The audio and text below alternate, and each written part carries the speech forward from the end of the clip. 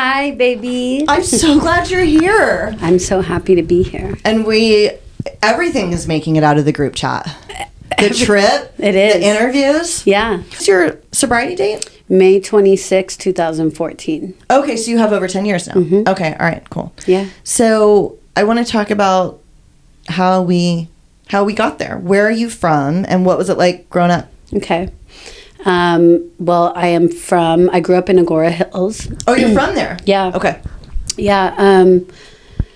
I was born in Santa Monica. My parents were living in Hollywood until I was about 5. My dad's a musician, so that's part of why they had landed there. Okay. And then once they had kids and we started to get older, it was like, maybe we should move to a more suburban area. That's totally like the LA musician artist commute. Right. Hollywood in that area, and then they start to spread out to like Woodland Hills. Yep. Calabasas, which you guys will all know from the Kardashians. Yeah. Calabasas. You know what's so funny to me, though, is no one knew about, because I lived up there for a long time, too. Calabasas was, like, not on the radar, even though it was really nice. Yeah, but not until the Kardashians. Until they came out, yeah. Because my uncle lived in West Hills, right there, and it was also super nice. Right. But it's like nobody knew that it was even there. Is your dad, like, a famous musician? He toured with some, like, well-known groups. He's a bass player. Oh, that's awesome. Yeah. And so he toured off and on until I was about like 8 or 9 years old. So there was times where he'd be at home for like stretches of periods, and then he'd be gone for stretches of periods. Okay. And with that, we often had like nannies or au pairs, because my mom at the time was also working full time. She was a nurse for UCLA and had like an established career. But what it was like growing up was, the beginning was kind of like what I just said, and he would either be home or gone. And my mother is one of us. She's an alcoholic and drug addict. And I didn't quite know that or understand that until I was about 9 years old, because that's what I would say for her. Things got pretty unmanageable. Okay, so she was still active as you were growing up. Okay. Yeah. Yeah, but around the time I was like 8, 9 years old is when it became apparent to me, because there was chaos. Like, or at least the chaos started to become like very noticeable for me as a child. Part of what that looked like was, I had a lot of experience of like trying to get into her bedroom and it's locked. Okay. Maybe getting in there. I found her passed out a few times with like just situations that a 9-year-old should not view, Yeah. And I'm grateful that we had some of these nannies and au pairs that lived with us. They really took care of me and my brother like we were their own. Yeah. But the reality is that eventually that got to a point that those individuals like had to say to my dad, like, we can't manage this. Okay. We need your help. Okay. My dad spent years trying to help my mom in and out of treatment centers. There was times where he would put my brother and I in a car and we'd go stay at like a hotel nearby because it was just too chaotic at home. Oh, wow. And so like what I can say is there was a lot of chaos. Yeah. What was her, and if you don't mind sharing, what was her drug of choice or drink, or what was her thing? She was a big drinker, and then she also abused pills. And what I can tell you is that when you're a nurse you have a lot of access to things like prescription pads. Yeah. What that will do is eventually lead you to a place to lose your nursing license. Right. Mm-hmm. Okay. Yeah. Is that what happened? Yeah, eventually. Oy. Okay. Yeah. Yeah, my dad spent years trying to help her, and we had some neighbors, one who was like a psychologist, and I remember, it's like funny because when you have childhood trauma, typically you disassociate a little bit, but once you start to heal, some of those things come back. So I have like some things that are so vivid and some that is so blurry. Oh, wow. And I remember these neighbors being so helpful to my dad and so helpful to me, even to like getting her into treatment and things like that, or having help in like getting her to the hospital, because there was times we'd find her foaming out of the mouth. Oh, shit. Yeah. Okay. And like I have a vivid memory of my mom like that, and like my thought was like, she's dead. Yeah. Because I'm a kid. Right. You know what I mean? Right. And so it's just a lot of events like that. Has that been, I feel like in your field you may know this, has that been, I'm sure it has, studied the impact of a child thinking their parent is dead on more than one occasion because they're intoxicated? Because this is something I've heard guests mention before. They will think their parent is dead. A very good friend of mine actually more than once thought her dad was dead when she got home from school between the ages of 8 and 11, and then at some point she started to figure out that it was him just being drunk. But I can't really imagine what the impact of that is. For sure. And I'm sure there's studies on that. Yeah. Absolutely. Just trauma, I guess. 100%. That's what I was going to say. And I think like from doing a lot of healing, both through like therapeutic avenues, through 12-step avenues, right? What I see now in that is that it led me to be in this position of like having to grow up really quick, having to fend for myself. I also found myself to be this like protector, this rescuer.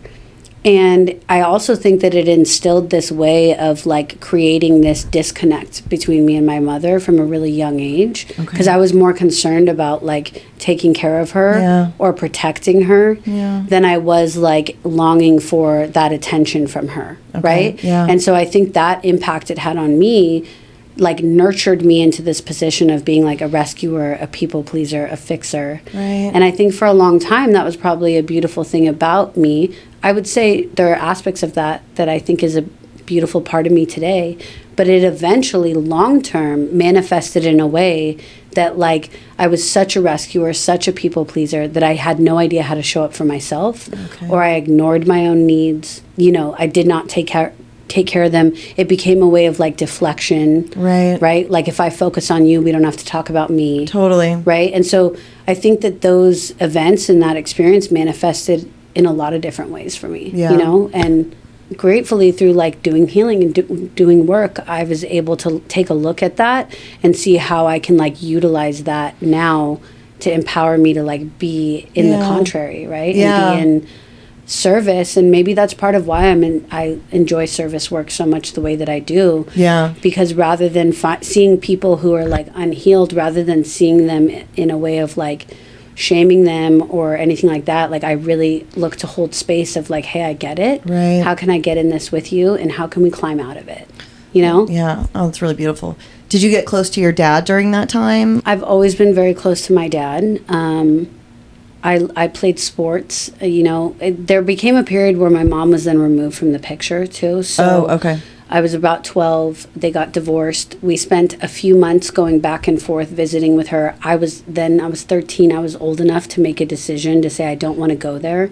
There was also some like pretty traumatic things that happened during that time when I was there. She would bring men home from AA. That were also not well. Yeah. And there was some pretty like awful events that happened during that time, you know, with like some sick men who were in our home. And, you know, like there was no business for children to be present in that home. And there was enough times of like neighbors calling the police, me calling my dad saying, please come pick us up because she's drunk. Whoever this dude is here is drunk, or making me uncomfortable. That like eventually she lost custody of this is what happened. There was just too many calls, too many reports from schools about things like that. And so what happened with that is that like the next thing I knew, I didn't hear from my mom for months, and I got a call like 6 months after no communication, and to let us know that she moved to Las Vegas. Oh shit. And we were like, oh, okay. Like she was just not even there anymore. Oh my gosh. Right. Had she gotten married or something? What? No, but she left with a man who she's still there with today. Oh, and really? Yeah, it's really interesting. But like her story is that they are not romantic, but I mean, I know that that's part of what it is. Yeah. You know? Yeah. It's some weird narrative she lives in. I don't know. Is she sober now? No. Oh, unfortunately. No. But so with that, it was like then I lived from like 13 to 18 with just my dad. Okay. You know, and then I had a younger brother. Yeah. And so I played a lot of sports. I do know that, you know, I mentioned how like I wasn't seeking necessarily validation from my mom, but I think that not having her around, and then at that point my dad really fell into a pretty heavy like depression too. You know, he lost the love of his life to addiction and alcoholism, and now was a single dad, which is like not something he signed up to be. Right. He did the best he could with what he had, and I'm really, now I can see that and I'm grateful for that. But during that time, like I remember also showing up for him almost like as his friend, because he was so hurt and depressed and in pain. So again, it was like here I was, and again, like being this like nurturer and the fixer of the home, I kind of became the other parent in the home, you know? Right. Yeah. And then he started dating, he got remarried. Once that happened, that was a really interesting dynamic. She was an interesting woman who almost was like jealous of my dad's relationship with both me and my brother. Of course, I've seen that. Yeah, and it was it was strange. It was real strange. And then I think I had just turned 18. I was still a senior in high school. I went for like a sleepaway camp for a week as like a counselor for 5th graders. I always loved like babysitting, and like I'm sure there's something there, right, of like helping kids in a way that like maybe these nannies helped me. Yeah. Right? And it was a way for me to like love and be a nurturer in a healthy outlet, right? So I was gone for a week. I came back, and when I came back, my bed and all my clothes were in boxes in the living room. And I called my dad and I was like, hey, what's going on? And he's like, oh, I was hoping I'd get there before you. And long story short, I guess he and his wife got in a fight. She had a daughter that was my age, and she and I shared a room. And she decided that I was 18 now and I could go find somewhere to live. And she was going to live in the room with her daughter. Oh, shit. So you got kicked out. And my dad was like, let's figure this out. You can stay in the living room. And I was so distraught that I called some mentors that I had at the time. I also had friends' parents who treated me like one of their own. They were like, hey, there was a mentor that I had, and his dad was an elderly gentleman. He had previously had like a housekeeper living with him who also helped him out around the house, but it gave her a spot to live. She had moved out there, and it was like near where I went to high school. Okay. And they were like, why don't we put you in here? You can help him out. You'll be out of the chaos that's going on in your home. And so that's what I did. So I spent like the last 4 months of my senior year of high school, like paying rent somewhere else. Oh my gosh. Yeah. So you hadn't even graduated from high school yet. You were still a senior. Yeah. Dude, that must have felt so, I don't even know what the word for that would be. Cause like my dad left when I was a senior, but I didn't get booted from my home. And I still felt incredibly abandoned. Yes. I felt discarded. You must have felt so discarded. Yeah. And I felt like here I am in a position, like, because with my mom, right, I struggled with feeling like, why didn't she put down the drink for me? Like, did she not love me and my brother enough, right?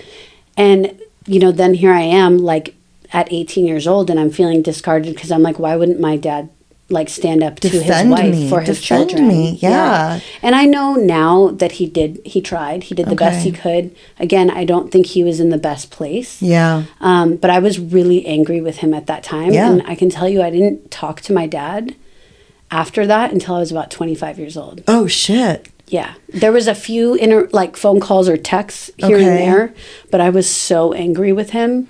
Did he give you any money when you lived at the place? I can't even remember. I don't really think so. Did he go to your high school graduation? He did. He did go to my graduation. But again, I was so angry with him and here I was that I'm 18 now, and I had like lived through all this chaos and trauma. And helped him. There's also a feeling of betrayal. Yeah, in my home, that I was just like, well, I'm 18. I'm going to figure this out. Yeah. Like, I'm allowed to figure this out on my own now. Yeah. You know? Damn. And my brother was younger. He was 15, 16. He was going through a lot of his own stuff. You know, I always tell everyone, like, my brother was selling drugs before I ever took my first drink, and he's my younger brother. Dude, my brother is like that too. Yeah, I'm older than him. Yeah. He was selling weed and shit when he was like 12 and 13. Yeah, he got into all his trouble back then. Yeah. He was one of those like boys that you went to school with. Right. Oh, that's crazy. Right. And so it was like a lot of my dad's focus and energy was on him. Yeah. He was in adolescent treatment programs, like young. Yeah. And I was kind of like, and I say I was kind of okay, right? Like, I was playing sports. I did well in sports. I did well in school. I was the vice president of my class. So I was like finding these healthy outlets, which I'm glad that was my journey. I know now that even part of that was me seeking some kind of like validation. Yeah. Maybe if I do really well, they'll see me. And who is they? Probably my parents or just any adult figure. Yeah. I just wanted to be seen. I wanted to feel loved. I wanted to feel understood. Yeah. And I felt so the opposite of all those things. Like, even the high school I was in, like growing up in Agora Hills, it's a nice area. Yeah. People, at least back then, I think the social stigma is very different today than it was my God, I'm going to age myself 20 years ago. But it was like people didn't talk about that, right? So it's like I really felt like I went home and the doors closed and I lived in a different life. Totally. You know? Yeah. I was going to ask you that. So did your friends know? Obviously, your close friends would have known you moved, but... Yeah, some of them did. And, okay. And I'm really lucky. I have a few friends that I've known since I was 6 years old. That, like, there's like a solid 3-4 of them, and like their parents treated me like one of their own too. Like even aging back to when my mom was going through stuff, my dad would call some of those parents like, hey, I would imagine the story was something like, I have to help her mom. Can they come stay with you for the weekend? And we'd go stay with some of these friends, and I'm so grateful some of those friends are still in my life today. I mean, they show up in my kid's life. Like we call them auntie, we call them uncle, right? And I know that's not common for everyone who gets sober, because a lot of times we blow up our relationships so bad. Right. But I will say, like, those are the relationships that didn't discard me, didn't abandon me. I will say also that it's part of what helped me get sober. Okay. So had you drank yet at all in high school? Or I drank that second semester of my senior year. And it was during that time period that I was now on my own. Yeah. And there was some kind of shift in me, because I didn't drink until I was a senior in high school, which was different. For a lot of addicts and alcoholics, that's not... or even just regular teenagers. Right, that's not the case. Yeah. And I didn't, out of fear. I was in fear of what drugs and alcohol did to people because of what it did to my life. Right. And my mom and my home life. And there was just something that, you know, I got to this point of like, well, I live on my own. I have no one to answer to. Not that I really ever did, because I didn't. I think I just felt like I can try this now. Like there was something in me to try it, and I did. And I remember exactly where I was. I want to hear the circumstances. Yeah, I always joke, because I think this is hilarious. Like, I remember being in a Honda Civic that had underglow. Do you remember underglow? Of course, yeah. Not everyone. Did it have a spoiler? Yeah, dude. Really? And we were like outside. Remember this some house of them had party. racing stripes? Yes. Yeah. Mm-hmm. We were like outside a house this is party. No, you're a little younger than me, but but not like a ton though. Millennial. Yeah. I think I'm actually an elder millennial. Okay, but you don't look like it, so it's okay. So let's just call it a millennial for your sake. Abby's face when I told you guys how old I was on that New York trip. Did you see She was like, what? She was like, shut the fuck up. Yeah. Yeah. Abby, take it easy. Yeah. Anyways, go ahead. I get that often. Sometimes people think I'm my kid's babysitter and not their mom. And I'm like, thank you. For sure. You know, and I'll take it. It's such a compliment. I'll take it. I'll take it all day. Yeah. I was at this house party, which I would go to parties all the time, but I was like the DD, right? Like everyone just kind of knew that. I was like nervous to drink for the first time in front of everyone. So I was like, can we go? So we went and sat in my friend's car, and I drank a Jack and Coke out of a red Solo cup. Like, couldn't be more just like iconic or classic, you know? But here's the thing is, like, I specifically and vividly and like somatically remember the experience, because I felt like a few minutes after, like this warm, soothing feeling throughout my body. Like immediately after taking a drink. Yeah. And I just was like, whoa, okay. Yeah. And so all that stuff going on in my head, all that stuff going on in my heart just like slowly slipped away. Yeah. You know, and it's crazy. And I say somatically because it's like I can envision and feel what that felt like still today. Totally. You know? Yeah. And that was 20 years ago. Was your thought process, did you connect it to the alcohol and then start thinking, I need to do this as much as I can? What did the progression start to look like? Yeah, there was like this comfort level where that's what it was for me. It was like I found comfort in it. And so I lived in like emotionally and mentally so much in this like constant state of like anxiety and fear and just like displacement that I knew, well, if this creates comfort, then why am I not doing this? Right. And so the progression of it looked like I drank for a while. I want to say I thought I drank like a normal 18, 19, 20-year-old. Looking back on it, I know that I didn't, because I would like drink while getting ready before meeting up with my friends, because I could drink a lot more and I wanted to drink a lot more, but I didn't totally want everyone to know how much I could drink. Yeah. You know, and then I remember like smoking pot, and then I really fell in love with that too, because that was like something I could do kind of more often. Yeah. More commonly. And I was probably 22 when I was in this place where now I'm like really living on my own. I have a job but I'm anxious all the time, all the fucking time. Probably trying to figure out life, paying bills. Like, did you go to college?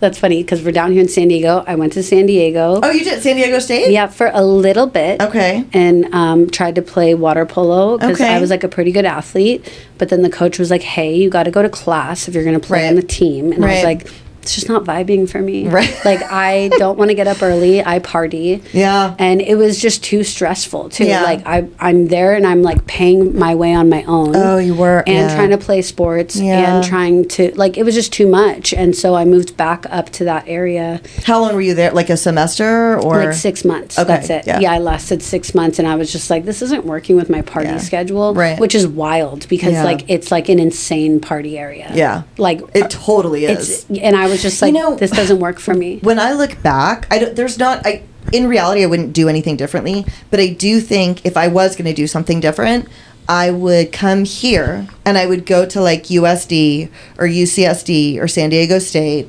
and live here and be a bottle or like a dancer girl, like a bottle like service a bottle person. Service. Yeah. In the gas lamp. And that just seems like the most fun, assuming you're not a gnarly fucking drug addict like I am, the most fun way to like do college ever, Yeah. But that's like us in hindsight where we're like, we really fucked up. Right.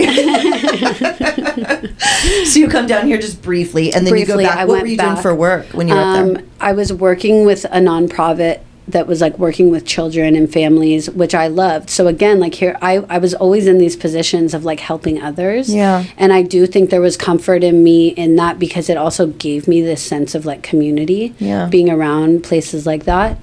So I actually worked at the YMCA for like almost 10 years.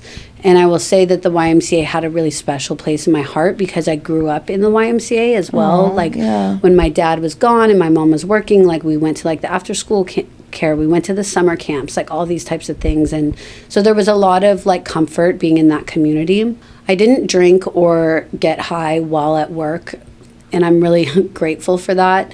But it did progress to where like I was like partying so hard at night that like the next day I would just show up like ruined towards the end. What I can say is in the last 2 years of me working there, some of like my colleagues and like my bosses, because they had known me from such a young age, they were really supportive in the way of like, I think you need to go to therapy, right? Like, how about this? And so I did take that route. A therapist recommended I see a psychiatrist, and then that's when I was introduced to benzos. And I like immediately started abusing benzos. Okay. Because what Xanax, age range are we talking now? 22, 23. Okay, so all you had done was smoke weed at that point. Yeah, smoke weed and drink. You got onto benzos. Yeah, okay. And like that relief was far more than anything alcohol ever gave me. Okay. I was never a benzo person. Describe to me like the first time you took it and how you felt. I've taken them before, but it wasn't like my thing. It was just like this immediate like that warm feeling over your whole body. Any worry is completely gone. Right. Like this just like immediate state of relaxation. Yeah. Nothing could bother me. Yeah. Nothing. Also, like, I abused them right away, though, because now I feel like I was in this progressed state of, like, yeah, this feels good, but if I do more, it'll feel better. Right. And that was my thinking, like, and no one taught me that thinking. That was, like, the natural thinking, which I know now is, like... addict thinking. Right. Right. Because it, like, like, 12-step language tells us, like, we have no defense against the first drink, right, or first drug, and it's, like... I am powerless of everything that happens after, and I'm constantly chasing that initial feeling. Yeah. And so, I've had that initial feeling once, but the more that I do it, I need more to get that. Yeah. Right? And so, like, it's classic. Yeah. It's a classic description of an alcoholic or a drug addict, So were you just taking, like, would you run out of your prescription, or were you, like, snorting them, or how would you consume more? All of the above. Okay.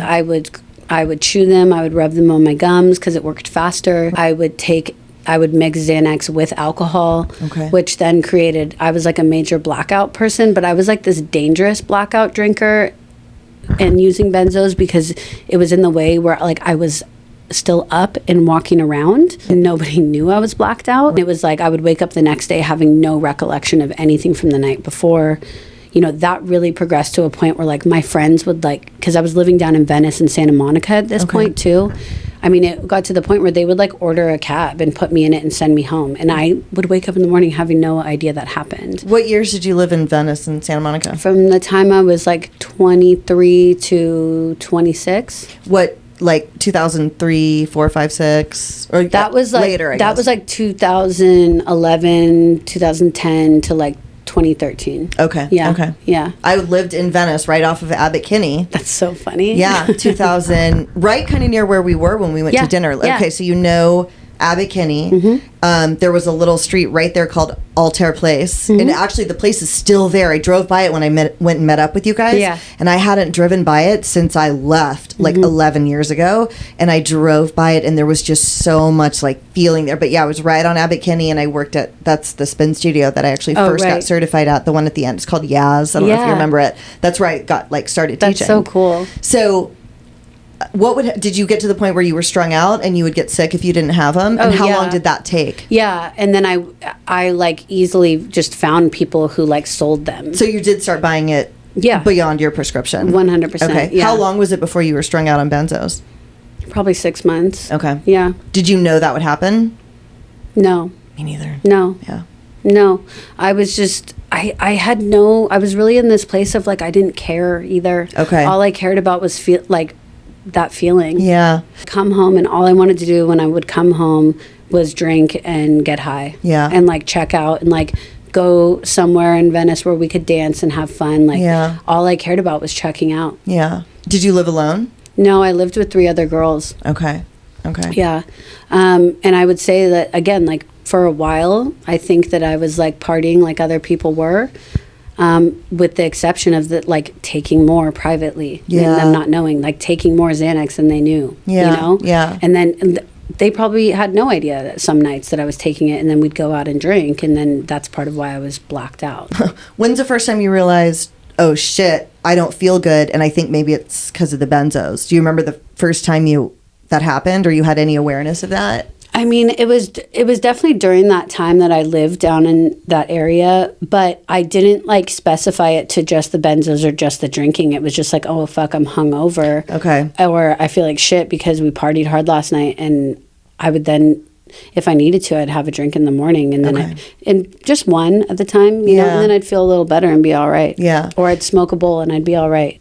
I don't think I like fully identified it as being a problem. Like benzo withdrawal? No. Okay. No. Okay. No, not at all. That came like years later, like 4 years later probably. Okay. But did you work at the Culver City Y?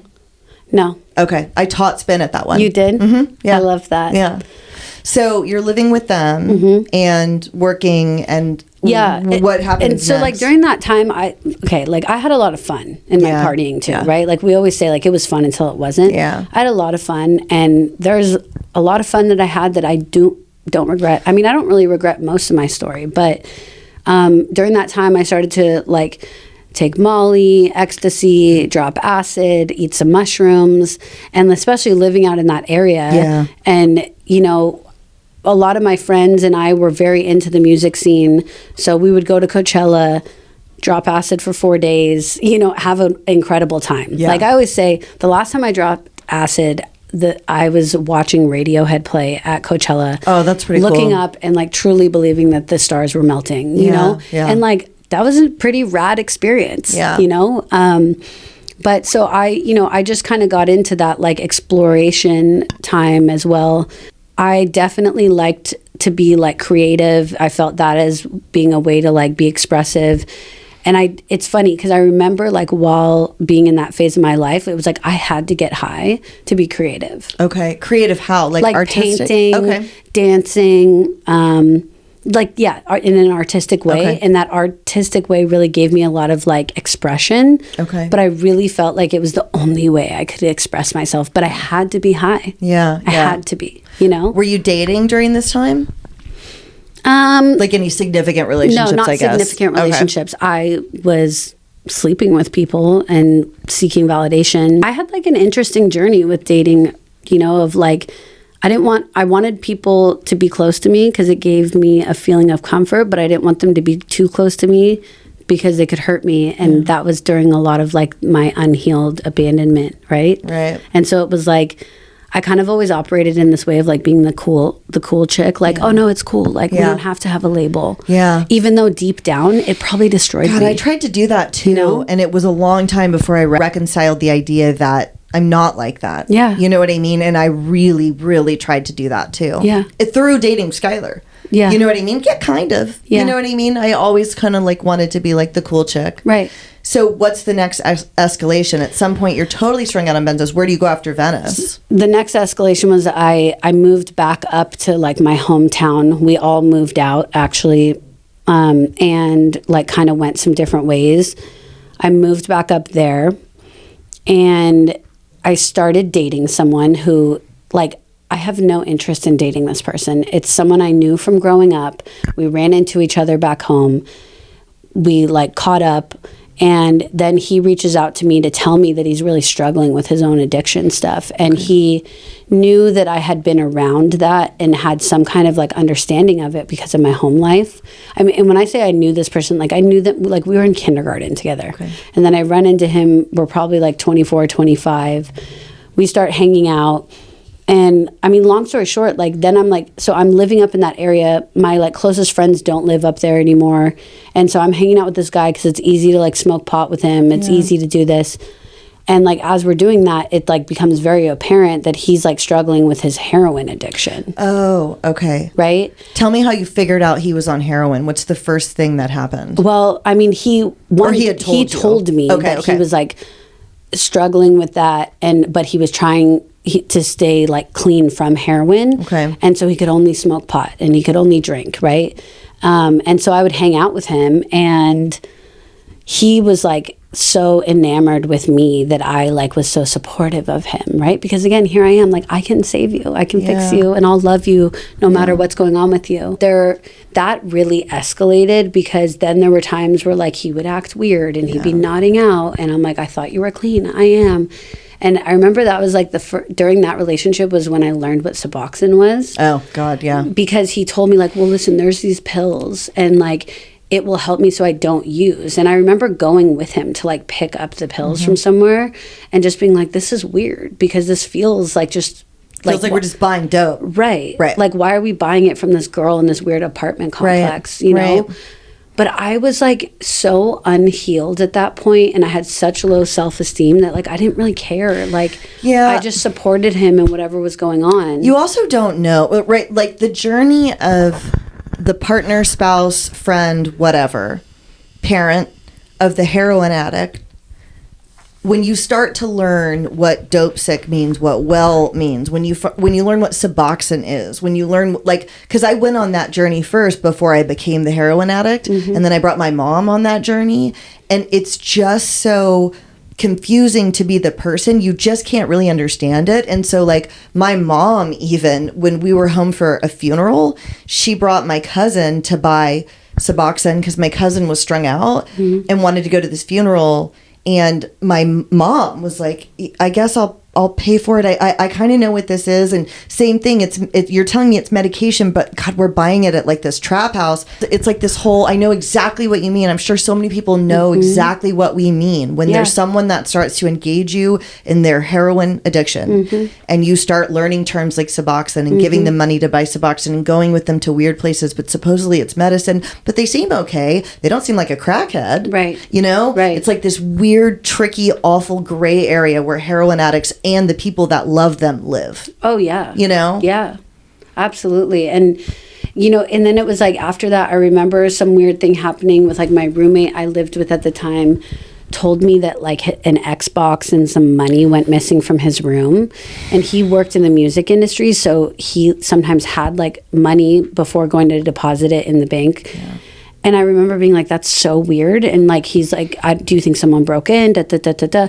Long story short, it was like, it was the guy I was dating. Right. 100%. When did you figure that out? Later? No, I was pretty like in that moment, I knew. Oh, you did? I just was like, are you kidding? Okay. And I remember my roommate was actually like super supportive to me about it because we were both like. Did he think it was your boyfriend? Yeah, immediately. Okay. And so I remember at first I was like, at first I was like, no, he wouldn't do that. But then Right. I just got honest with myself where I was like, why wouldn't he do that? Dude, I lived with this girl. I need to probably find her. I've actually found her on Facebook, and she owns a store in Oceanside. I probably need to go address this. I lived with this chick in Carl before I got into heroin, and was dating the guy that ended up getting me strung out on heroin. And she started like kind of hating. We really got along, and she started really not liking me, avoiding me, and eventually put a lock on her door and made a couple of comments about stuff missing. Mm-hmm. And I remember thinking at the time,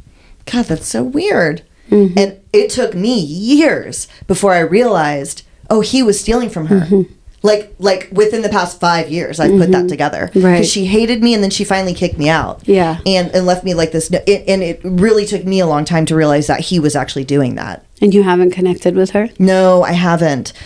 No, I haven't. I don't even know. I mean, I'm assuming she would remember me because she really liked me. And I did get strung out on heroin while I was living there. But I don't know that she knew that. I think she just really hated him.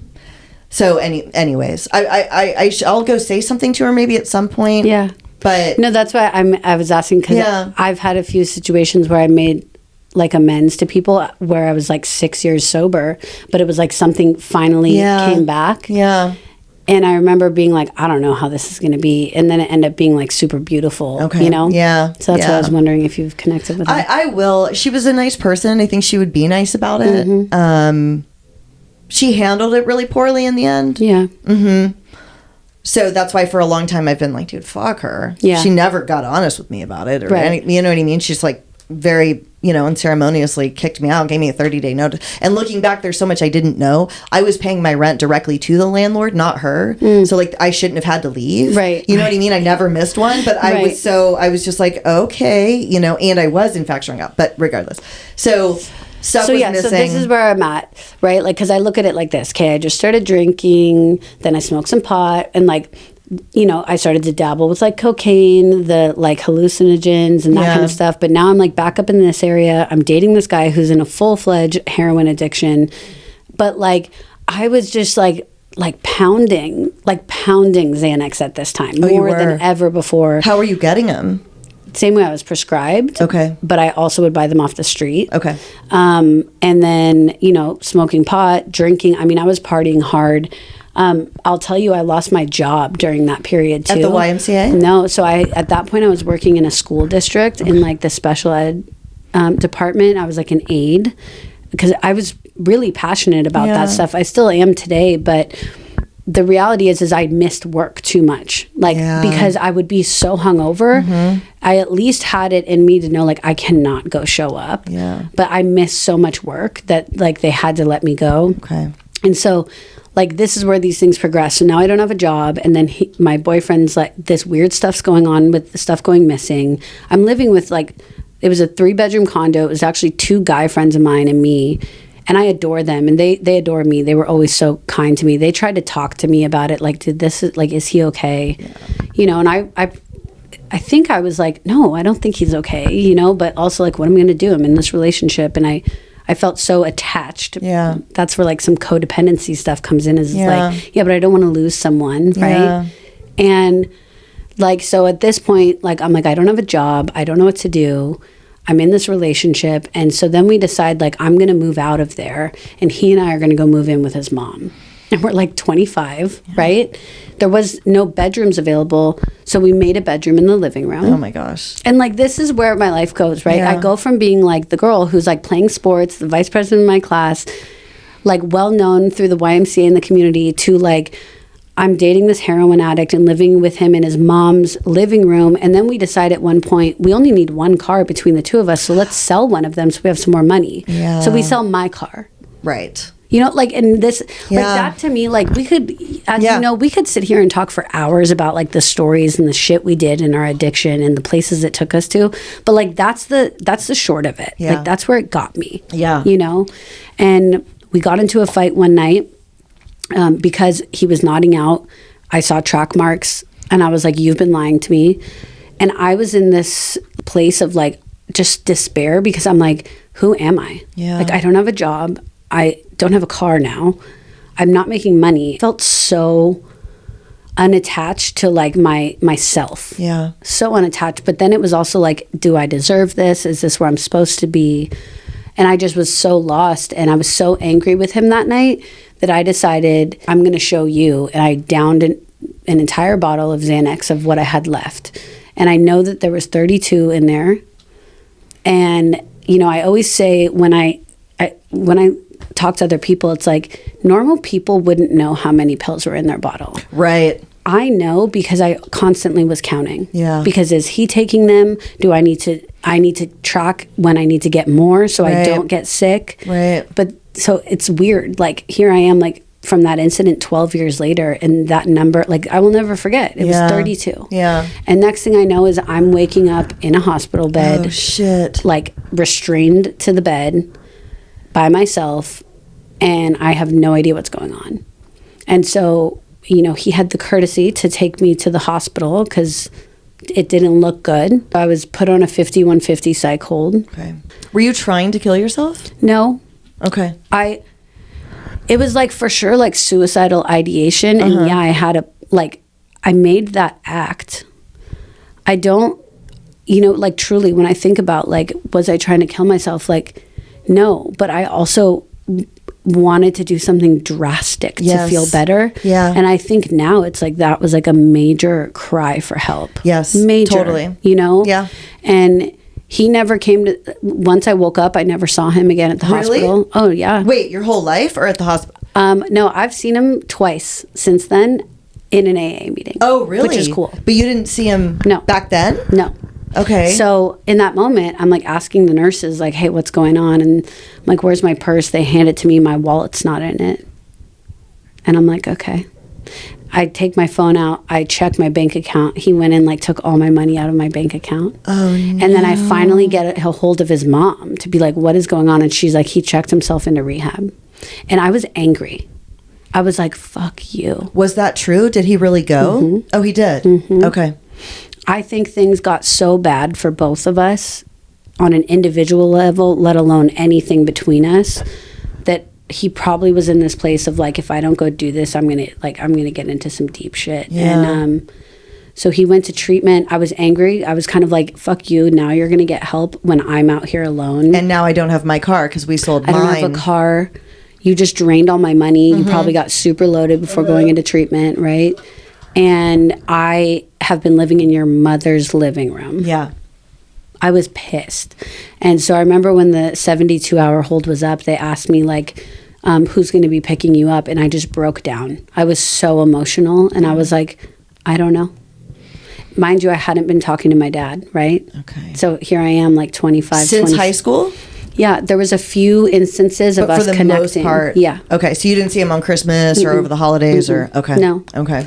I would spend it with friends, families, and things like that. And I was angry with him. You know, there was so much resentment there. He stayed with that woman for quite some time. And then I do know he did leave her probably about 2 years before we reconnected. Okay. But yeah, I tried to stay away from any of my family members. It was too traumatic for me. Yeah. It brought up so much stuff that I was not in a place to address. Did you talk to your mom during that time at all? No. Okay.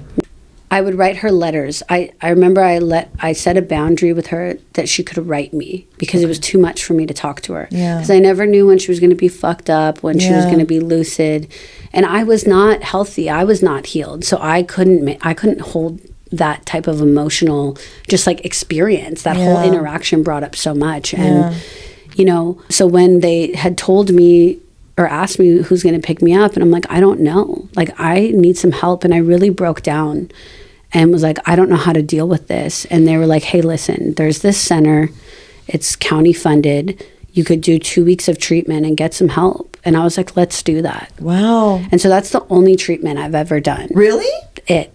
Which is wild because I work in treatment, right? But so also, were you sick from benzos when you woke up? Yeah, but they had me on a taper. They had to. Okay. They had to so that I wouldn't die. Yeah, exactly. Okay. They had to pump my stomach and stuff too. Okay. But they had to keep me on that. So I went to treatment.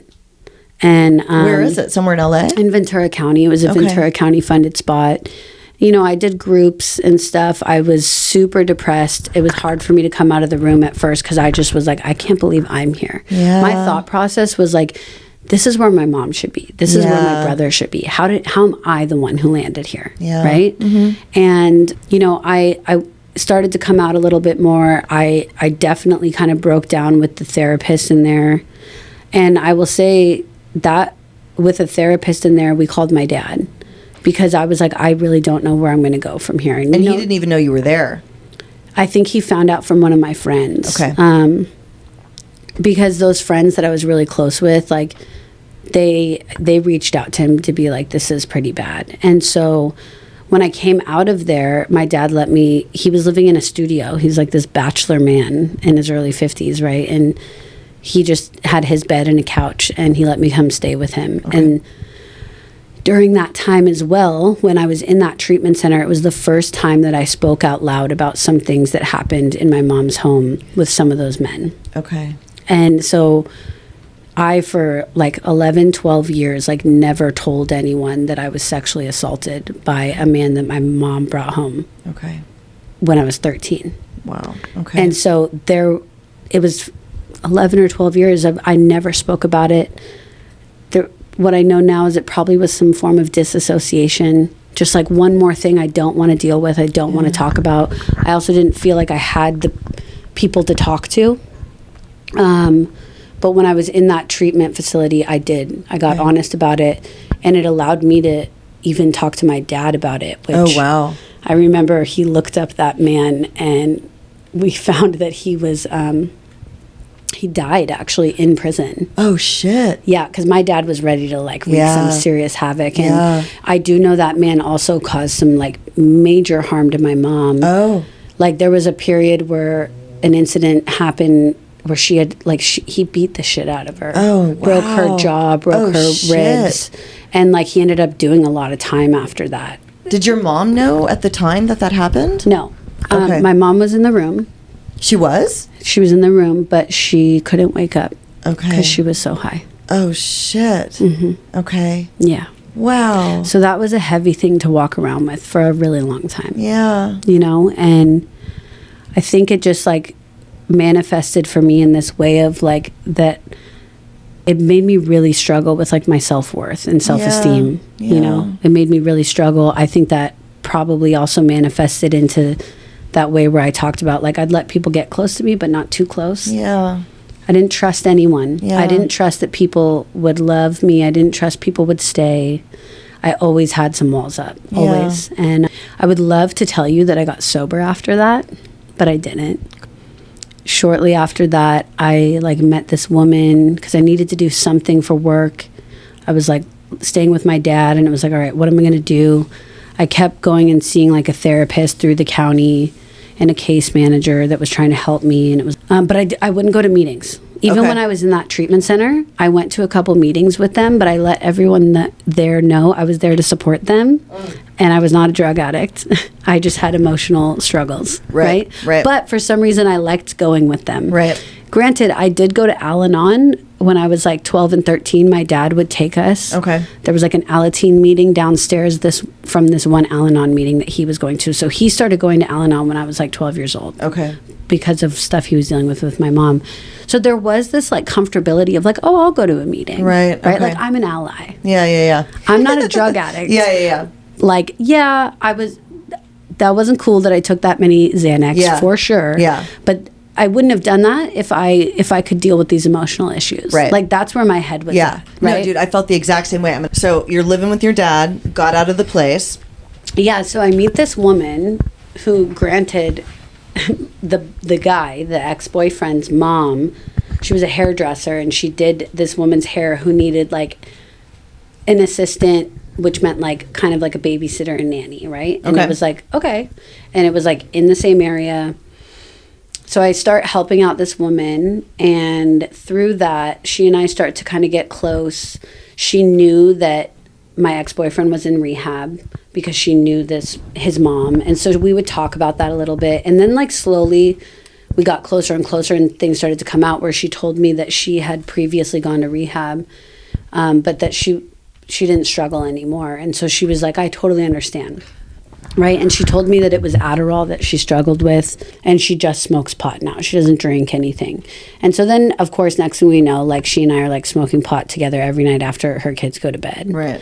And like that progressed and into a way, I mean, she didn't have a lot of friends. I was embarrassed to be around my friends. I was struggling. I didn't want to like talk to anyone, and it was nothing on them. I just was still pretty lost, and we spent a lot of time together. And, you know, weeks into that, she explains to me, hey, remember I told you that I used to like struggle with Adderall? Well, I found something else that really works for me. I don't know if you ever want to try it, but like this stuff, it like all that you talk about your anxiety and stuff that you deal with, like when I use this and smoke it, like that all goes away. And my response was just like, yeah, let me try. I didn't ask what it was, anything about it. And it was meth. Wow. But she called it speed. Yeah. And it made me think that it was like okay, because maybe it was like fancy meth, because she was like this wealthy single mom in Agora Hills. Wow. And her kids lived there at the house? Mm-hmm. Okay. Yeah. And but like that was like, I look back on that like I didn't even ask what it was. Yeah. She just was like, you know, I have something we can smoke that just will take away your anxiety. Yeah. Okay. It will take away your anxiety. And I just was like this and you hit it. Yeah, I was just like, yeah, can I try? Wow. And it was like that. And did you like it? I loved it. Okay. I loved it because it did, like the feeling I got from Xanax that would like calm me down and stuff. This was like, for me, what it did was it gave me that, but then made me like plus energy. Yeah. And I was like, we can do so much. It's the euphoria plus energy. We can do so much. There are so many activities to be done. So many activities. And I am not sad or depressed anymore. I'm not anxious. Totally. And so that's how I felt about meth too. Yeah. Mm-hmm. Mm-hmm. So that started my meth journey. The first like 2 or 3 weeks, I would never even bring any home with me. Right. I would just get high with her. Then I'd go home to my place. So then because I was working, I was able to afford to rent a room. So I found like a girl on Craigslist looking to rent a room because of course that's what we do. Like who cares? We'll live with anyone. And I just had this little apartment that was like my little Zen den. And so I'd go home after smoking meth with her and I would just stay up all night in my room with all my candles lit and I would like make jewelry and like, I just thought I was living life. Yeah. I didn't try to hang out with any of my friends, anything, but I was like, I'm okay now. Yeah. You know? Uh-huh. So the first few weeks, like I never even took any home with me. She would even ask me and I'm like, no, I'm good. But then I go home and just smoke a bunch of pot. Yeah. Which like talk about euphoria, like on meth, like it just put me in this like weird creative space where I felt like I was a witch in my own little coven. Yeah. You know? Yeah. And until next thing I know, I did want to take some home with me, right? And so that just progressed the way it progressed. And next thing I know, I'm with her, or no, I'm driving home from her house one night and I was swerving and I got pulled over. And this cop, I remember he was young and he was super cute. And I thought like I could like it's fine, I'll get my way out of this. And I just was like, no, I'm so tired. Like I nanny, the mom got home super late tonight and I'm just exhausted. And he was like, well, why don't we just pull over and like, why don't you go splash some water on your face? And I was like, okay. So he follows me to this gas station. And while doing that, he runs my plates and realizes that my license is suspended because I'm not paying attention to things like the mail. Of course. The mail was registration. Very scary at that time. Yeah, me too. Yeah. Dude, I have like actual mail trauma. Same. Because I've gotten so many bills and things I can't take care of through the mail. I still never want to check it. Yeah. Yes. Yeah, I know. And so then because of that, he tells me that and he's like, I have to search your car. And I'm like, oh, shit. So he finds a backpack with that, you know, I tried to like hide it somewhere, shove it down in there. And I'm just like, I don't know whose backpack that is because there's a ton of meth in there. Oh, shit. And I try to be like, hey, listen, I work for this woman. Her boyfriend is kind of crazy and I know he sells drugs. I feel like that backpack somehow got in my truck. It's not mine. Right. And of course, I blew this up to the point where I'm like, you can't take me to jail. I am on anti-anxiety meds, and if I don't have them, I could die. And I like played that card so hard to the point that the poor guy had to take me to the hospital to get medically cleared before taking me to booking. Okay. And I remember the doctor that finally came in to talk to me was like, hey, so everything looks fine. How about you stop smoking meth? And I was like, how dare him? Oh my just gosh. literally called me out just like that. Oh my gosh. Also, is it true that if you have a suspended license or registration, they're allowed to search the vehicle? I don't know if that's true, but I wouldn't have known that either. Also, when you're in that position, it's very hard to say that you're going to like stand up for your fucking rights. Yeah. Also, I could be wrong. Maybe you can. Yeah, I don't know. Okay. I don't know. I should look into that. I don't think you can, to be honest. But regardless. Yeah, and maybe there was some other reason that he did. I don't know. But yeah, I think though if they have, I think probable cause is pretty open though for them, right? Right. Like I think they could say. I mean, I'm You sure were probably that I looked crazy Yeah, and too. I probably reeked of weed. Right. Reeked. Right. You know. Yeah. So. Okay, so the doctor finally says. So quit then smoking. So you go to jail. Yeah. For possession. Yeah, so they just took me to like the station where they like filed the charges, look at booking. I called the woman that I worked for from jail, and she's like, I'll bail you out. So she got a bondsman, bailed me out. She came and picked me up. And the wildest part is that she was like, hey, our stuff is ready to be picked up. Oh, shit. And I'm like, okay. Yeah. And I remember it was like 5 a.m. and we went to meet up with this other mom in the area who sold to us. Wow. And it was like again, when I think back to did they look pretty normal or did they look like they were doing meth? They looked pretty normal. Wow. Until we didn't though. Okay, you know? okay.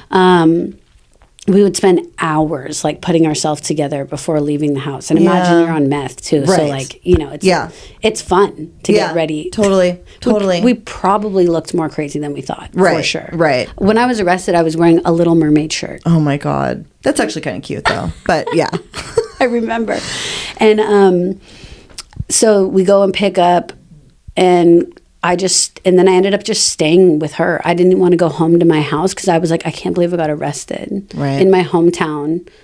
And like, that's when I started to be like, all right, this is not good. Like my life is not good.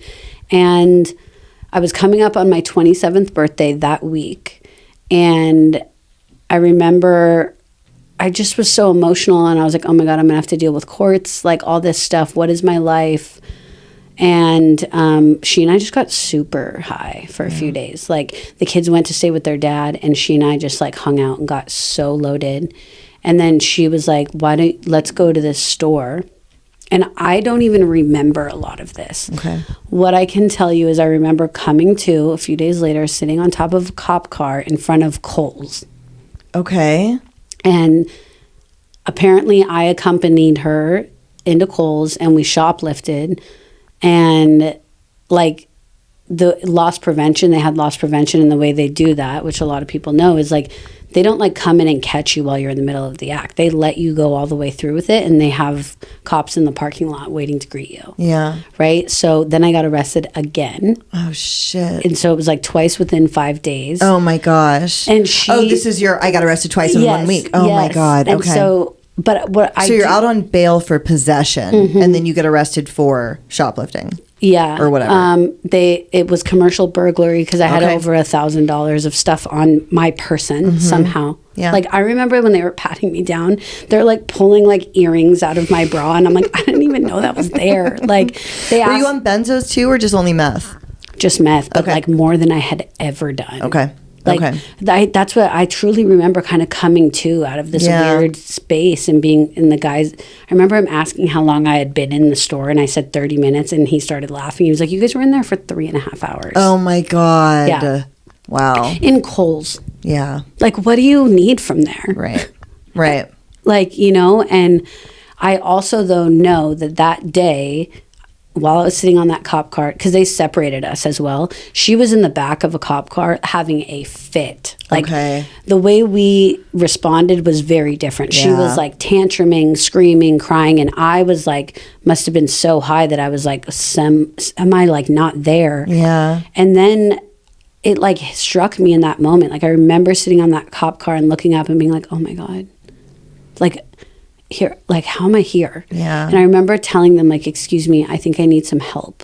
Oh. And they kind of laughed, but not in like a bad way, but they were like, yeah, honey, I think that's a good idea. Yeah. And that was like the first moment of like me actually wanting some real help. Okay. And so we went back, we both got booked. We were in the holding cell. I got bailed out again. But from that, I didn't see her after that because I was like not okay. And I knew that me being around her, I couldn't do anything to help my situation. Who bailed you out? That time, myself. So the first time she did, then I did. Okay. And then I went home to my apartment, isolated for a few days. I then got super fucked up and I took a ton of pills. Like I had some pills from when I was in that treatment center, like sleeping pills and stuff. And I just took like everything I had because I wanted to go to sleep. And I remember I called my friend who was a paramedic and I was like, hey, I'm okay. This isn't like what happened a few months ago. But now I'm realizing I took a lot. Like, should I get my stomach pumped? Like, I'll wake up, right? So now I'm in this place of like, I know what I just did was a lot. Yeah. But I don't want to die. Right. And he was like, hold on, where are you? And then he hands the phone to my best friend. And I'm like, oh, shit. Like, I didn't know he was with a bunch of my friends. Yeah. So she's talking to me. And then within like 5 minutes, there's a knock on my door. He sent paramedics to my house. Oh, shit. Okay. Which, thank God he did. And so they took me to the hospital. I had to get my stomach pumped that night. I remember having this weird out-of-body experience, and I think it was the come down off of the meth because of how much I had been doing. Yeah. And this was probably the longest stint at this point, like 12 hours of not getting high. Yeah. And having this weird, like, out-of-body, like, crawling through my skin and just being like, oh, my God. Yeah. Right? And so when I got home that morning, I got back, like, they pumped my stomach, they gave me fluids, and they're like, you know, you probably need to get some help, you know? And so I go home, I get a taxi from the hospital. I didn't want anyone to pick me up. I was ashamed. I get back, it's probably 6 a.m. I go to sleep.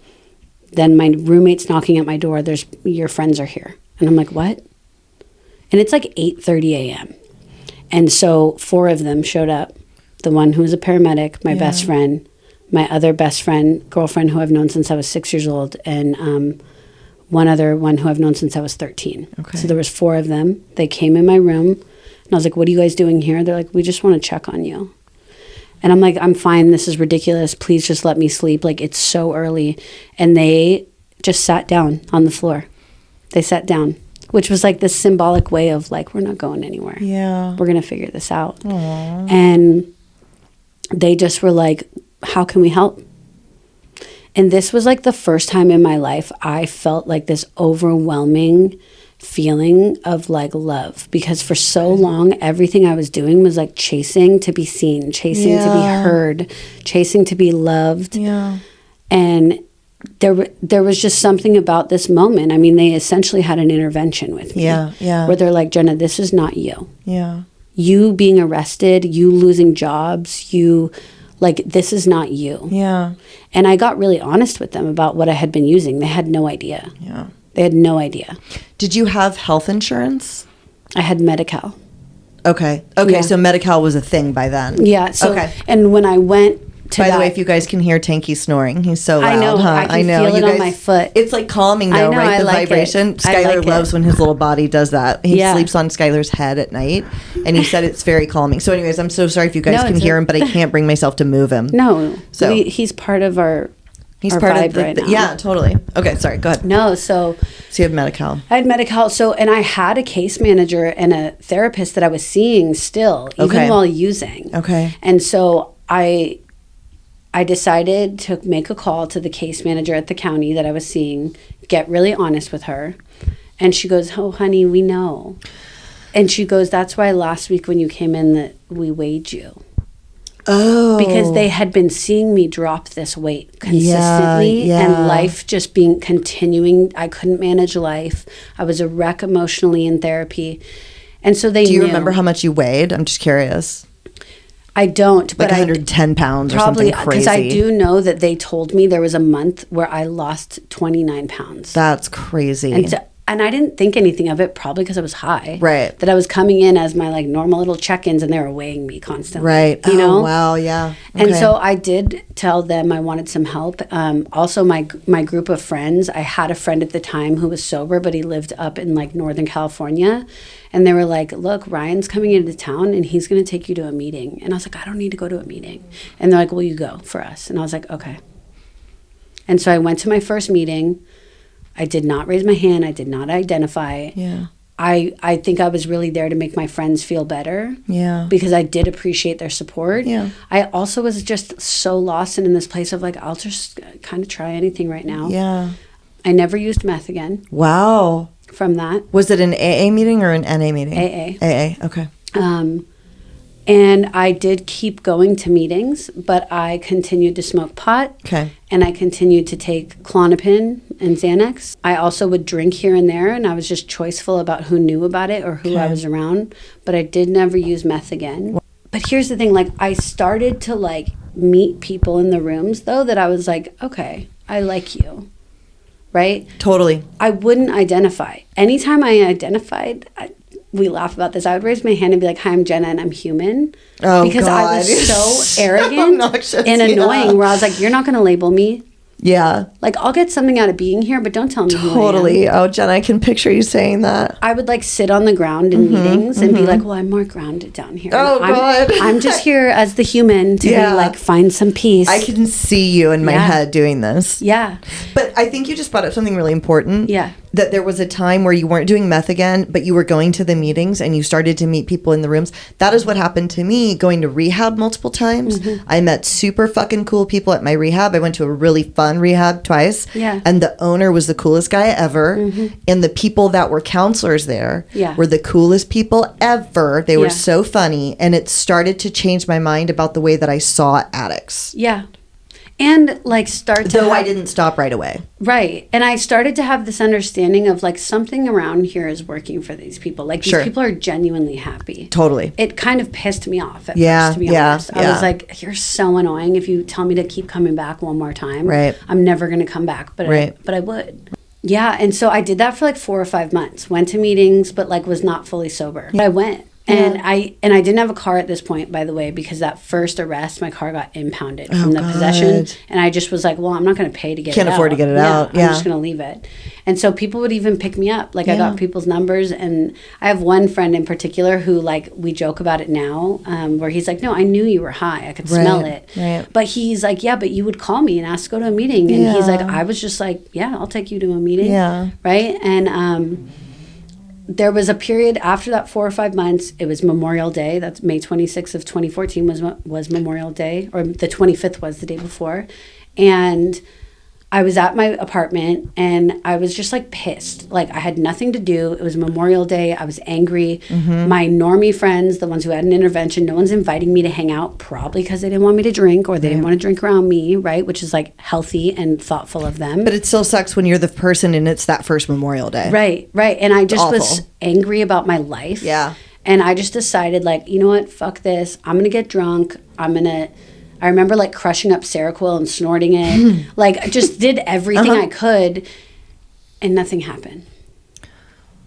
I had no head change. I had no physical change. Yeah. And what I had 4 months of AA and language running on a reel through my head. Yeah. And I literally sat there and realized like what I have always found as my solution for what's going on in here and in here is no longer a solution. And it's the first thing I chase when I am distraught. I'm like, what can I put in me that will take this away? Yeah. So I had enough like playing in the back of my head. And so I called this woman who I had told her she was my sponsor, but like I was never honest with her. I called her. I told her what happened. And I said, I think I'm an alcoholic. And she started laughing. And she goes, I thought we addressed that. And I was like, yeah, but listen, I've been lying to you. Yeah. And I was so honest with her. Yeah. And she goes, okay, well, how much did you take? Like, do you need to go to the hospital? I'm like, no. And she's like, do you want to do this? And I was like, I will do anything to not feel how I feel right now. Like to be in this place where like drugs and alcohol no longer take away my pain. They no longer take away my anxiety, my fear, this like deep rooted sadness of feeling abandoned throughout my entire life. If you're telling me that you can help me walk through that, I will do anything you tell me to do. And she said, go pour yourself a glass of water, lock your front door, and I'm picking you up at 6:30 a.m. and you're going to go to a 7 a.m. meeting. And I said, okay.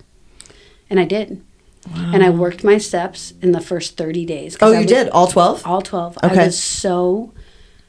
I was so scared and desperate that I was like, tell me what to do. And I chased it so hard. Like, you know, in the book where it talks about that jumping off point right? Like that's where I was at. Yeah.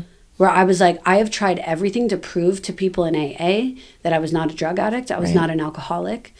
I've tried everything to be apart from. And I was like, the one thing I haven't tried is to be completely abstinent and to let you tell me what to do rather than me be in this place of like, well, I could try it this way. I could try it that way. Totally. Sure, that worked for you, but like, that's not me. Totally. So I stopped creating this like disconnect between me and other people. I stopped creating a narrative that I had some great idea. And I like surrendered to the idea that I know nothing. And I just put one foot in front of the other. I didn't feel great all the time. Yeah. You know, when they talk about that, like we act our way into right thinking, we don't think our way into right actions. And so that's what I did. If my sponsor told me to do something, I did it. Wow. I remember her telling me to raise my hand to get a commitment at a young people's meeting. And I was like, I'm a lot older than them. She's like, you're 27. And I was like, yeah, they're like 19. Yeah. She's like, I asked you, how willing are you to be sober? Yeah. And I said, pretty willing. And she goes, let me ask you this. How willing are you to have freedom from the mental warfare? I said, that. I am more willing for that than even anything. Yeah. You know? And she's like, then put your hand up. And so I got my first commitment and like made coffee at this young people's meeting. Oh. And that was my home group for like a year. I mean, I had a lot of home groups. Yeah. I went to like 3 meetings a day for a long time. Oh, you did? I had to. When did you start working again? And were you still living in that place that you found off Craigslist this whole time? No. After that, no, because when I was about 45 days sober, I was dealing with those court cases from the stuff that I was out. I didn't have a ton of money left going on. And long story short, I was sentenced some time from the commercial burglary. Oh. The woman I was with did house arrest, but she also like had some high-powered attorney, I didn't have money for that. I got a public defender. At this point, I'm sober. And I was like 45 days sober. I had gone through all the work and I made a decision that like I was going to be honest in court and I was going to walk through whatever was given to me. Yeah. As part of my 9th step was like to like just walk through that. Yeah. They sentenced me, I think it was like, they sentenced like 90 days and some restitution fees. And I was like, okay. And so I picked a date to remand myself. And so I gave myself a week and a half. I went back to that apartment and I packed it up. I gave my roommate 30 days notice and I was honest. I was like, I have to go to jail for some shit that I did. And so here's my 30 days. I'm going to be moving out before I go to jail. So you can probably move someone in sooner. And I put my stuff, my dad had like a garage at his studio. He let me put his stuff there. And then I kept one bag, a duffel bag, with me. And when I went to remand myself, my sponsor took me and I left the duffel bag with her. I didn't know what I was going to do when I got out. And she was like, I promise you that like we can walk through this. We'll figure it out. And so I left that duffel bag with her and I ended up only doing about 45 days because of like half time. Oh, but you went into jail? Yeah. Sober? Yeah. I didn't know this part about your story. I didn't know you did 45 days in jail. That's more than me. Yeah. Holy shit. Yeah. At a women's jail in fucking North... Todd Road in Ventura County. How was your experience in jail? I mean, I was terrified. Yeah, you must have been. I was terrified. I was scared and I was high. You were sober. I was sober. I was terrified, but I did it. How was it like? Was it a big dorm? Yeah, so I was put in like the suicide watch dorm first, which is like where everyone goes through for at least a few days because then just in case they're trying to see who you are before they place you into a dorm. Okay. And so those first 3 days I barely slept because there was like people in that dorm that were kicking and like screaming in the middle of the night because they're kicking and stuff. And then I got moved to the like good behavior dorm. I got put in the dorm with people who were working, people who were going to AA in jail. Whoa. I was a first time offender. I was really honest with them that I was sober and stuff. Holy shit. Yeah. Yeah. So nothing bad happened when you were in there? No fights or anything weird? There were fights and stuff. But with you? Not with me. Okay. I mean, I had one girl who actually, this is funny. I don't even want to like say her name because that's like not good jail culture. Right. But so she wanted to get moved. She was this really big woman. She was like 6 feet tall, probably 5 times my size. Uh-huh. And she was like telling me that her wife was out in one of the other dorms and she came back from court one day. She was pissed about what happened. She's like, listen, you got to let me hit you. And I was like, what? I'm like, what do you mean? She goes, no, girl, no, 'cause I like you. But like, if I hit you, they'll move me to a different dorm. And I'm trying to get moved to where my wife is. And I was like, no. Listen, I'll tell them you hit me. That's fine. You know, I'm like, I'll go with your story, but please don't. Yeah. And she was like, come on, please. It will be much faster. And so then I'm like, please. And I'm like, I'll tell them, please don't hit me. And then she just starts having this flip out. So she starts ringing the bell to the sheriffs, right? And she starts like screaming, and they're like telling her, you got to calm down. And she just like lost it. And how many people were in the area? Were you guys out in the dorm? We were in a cell. Oh, there was just the two of you in a cell? Yeah. Locked? And she was saying, I need to hit you? Yeah. And she was like 6 feet tall. Oh my gosh. And had a big head, mind you, too. She had a big head, 6 feet tall, like 5 times my size. Oh my God. And I was just like, no, girl, I'll tell them. Oh my God. Yeah. And in there, they started nicknaming everyone, right? And they called me Barbie. Fresh, of course. Right? And then I have this woman being like, can I hit you? And I'm like, no, girl, I'll just tell them, please. But she like ended up having this meltdown that they came in and like removed her and put her in isolation because she was flipping out on the sheriffs and stuff. Wow. Yeah. You must have been terrified. I was terrified. Oh my gosh. And so then I was in my cell by myself for like 3 or 4 days, which was like, 1, I was nervous about who are they going to bring in. Yeah. 2, it was on that thing where you're like locked for 24 hours and then out for 12 hours. Okay. Or something like that. Okay. And I was by myself. Wow. My anxiety, I remember like during one of the like second times where we had time out in the open common area, like in the dorm area, I called my dad and I was pleading him, like, you have to get me out of here. I cannot stay in here. And I was like hysterical, like, I can't do this. Yeah. And, you know. So what was your conviction? Possession, or what was the actual It was commercial burglary. Okay. Okay. Yeah. Yeah. Whoa. Yeah. Wow. I didn't know you went to jail, dude. Yeah.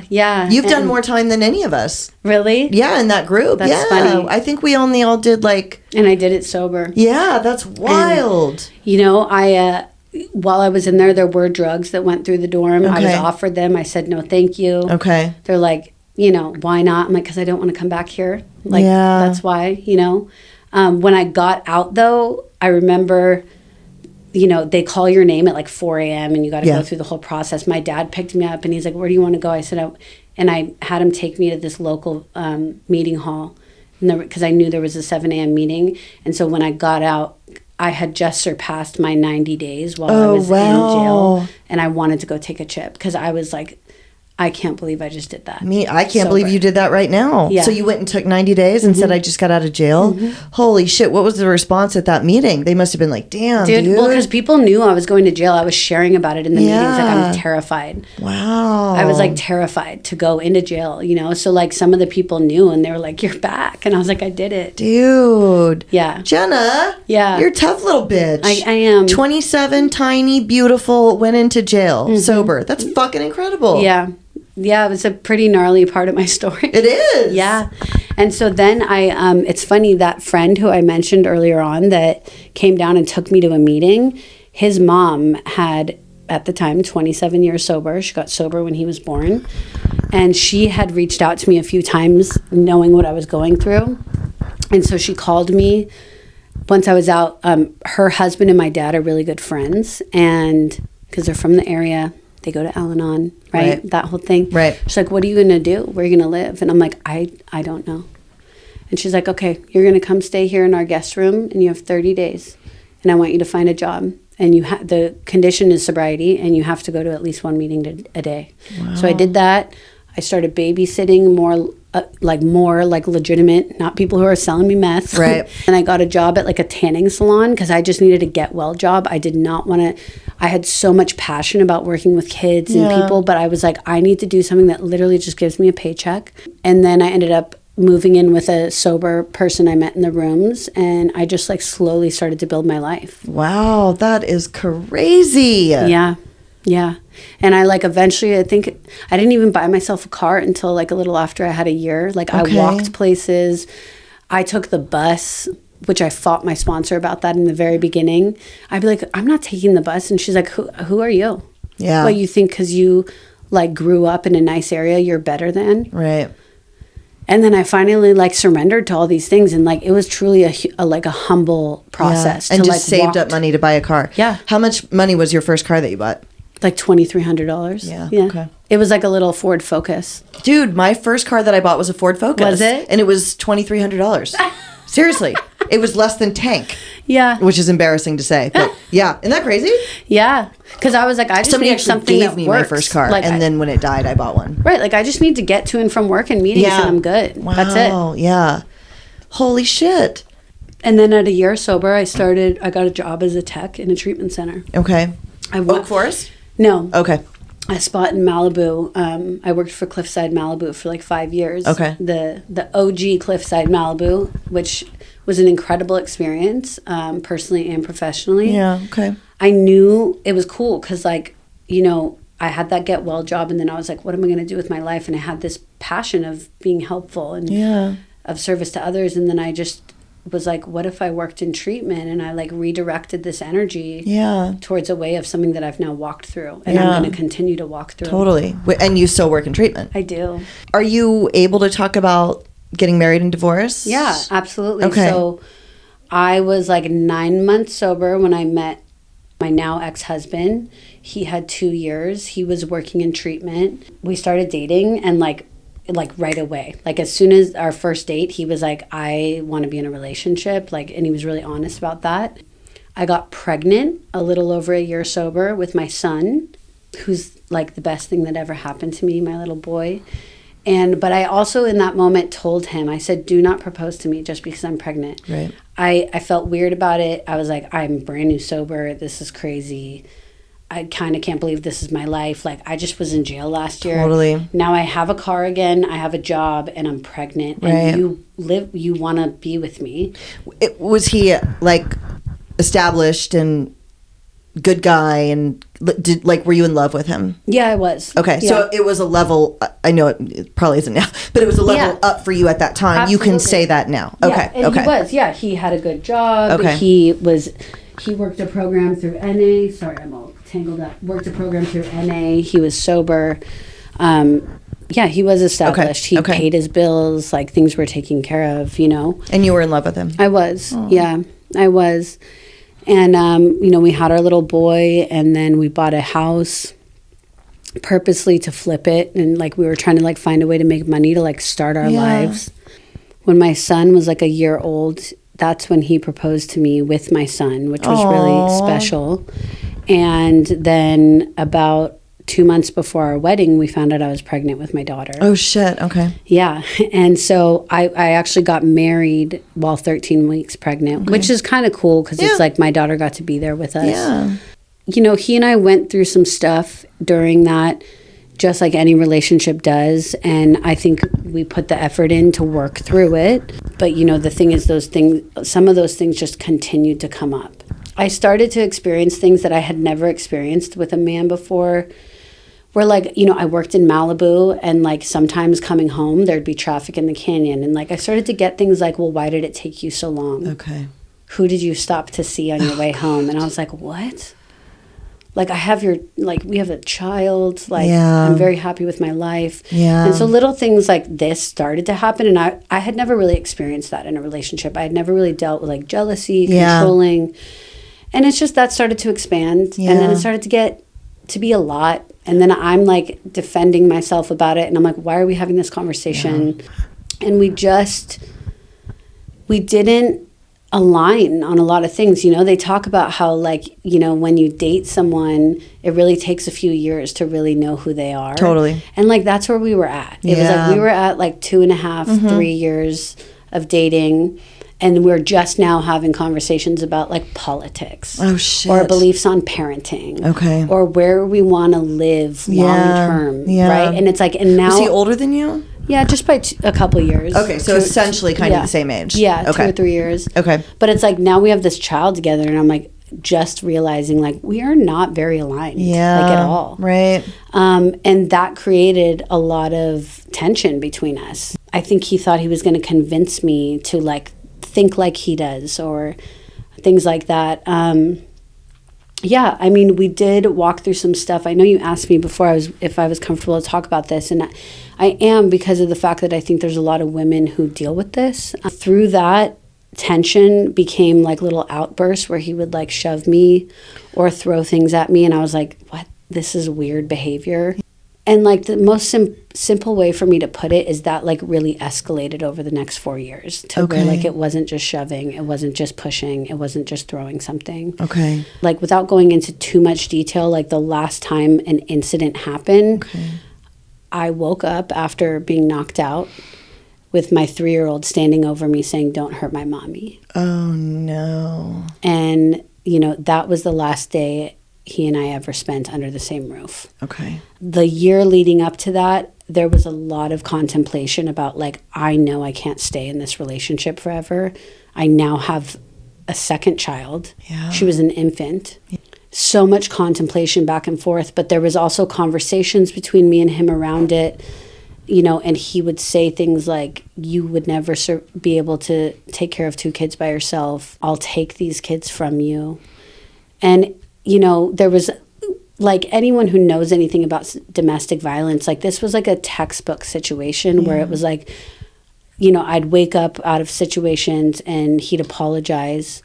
And there's a cycle when it comes to domestic violence. And this is called like the honeymoon cycle, when they're like remorseful and apologetic. So like it's a real thing. Yeah. No, and everything is great during that time. Yeah. And, you know, but he would be like, I'm really sorry. Are you okay? And then it was like, I wouldn't have to do that if you didn't like talk back to me. Right. And so then I'm in this place of like, is this my fault? So you actually kind of believe that. I start getting in this like, so now I'm living life in a way where everything I do is to not upset him, not rock the boat. Right. Yeah. And I'm still working in treatment at this point. And I have almost 6 years sober at this point, right? And this is kind of where my life is at. Was he still sober?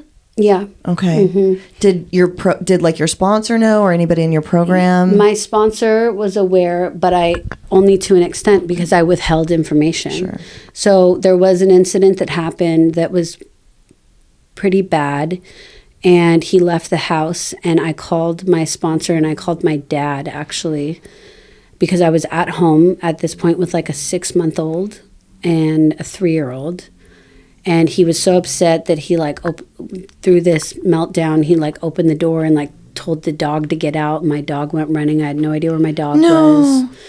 And I was like pretty distraught. And so I needed help because I was like by myself. I needed to find my dog. Yeah. I had an infant and a 3-year-old, and my dad came over, and he looked at me and he's like, you need to go to the hospital. And I said, I can't do that.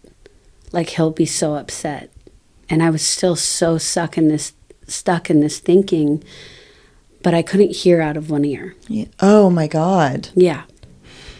And my dad's like, you need to go look in the mirror. And I had no idea. I was like all cut up and stuff on that side of my ear. And he said, okay, will you go to urgent care? And for some reason, I was like, okay, I'll go to an urgent care, you know? Yeah. I tried to lie to the doctor and tell him that I was getting boxes down in my garage and it fell on me. And he was like, okay.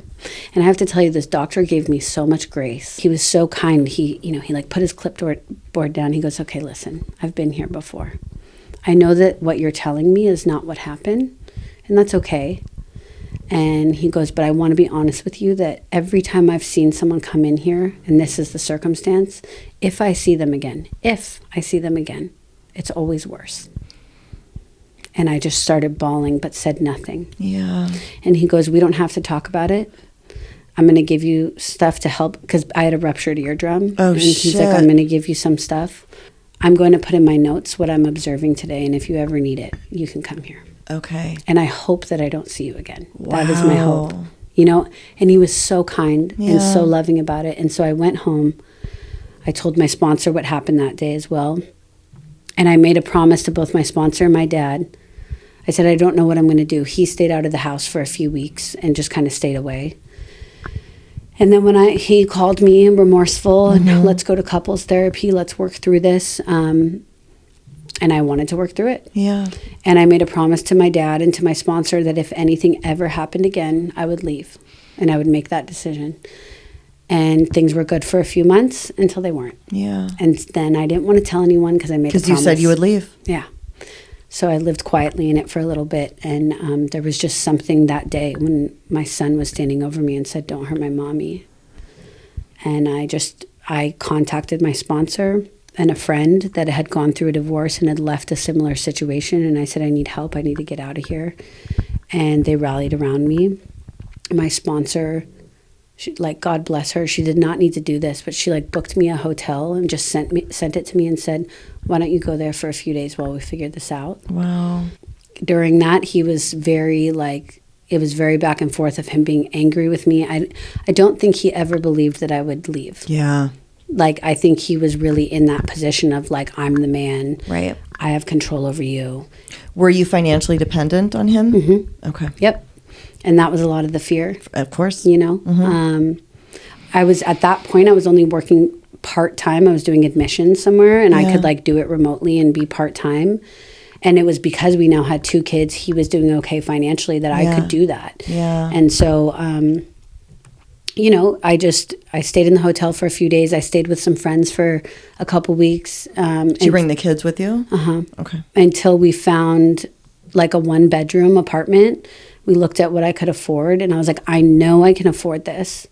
And I had talked to my work about moving to full-time, and they were like, okay. And so all I could afford was a 1-bedroom. So we got me into that.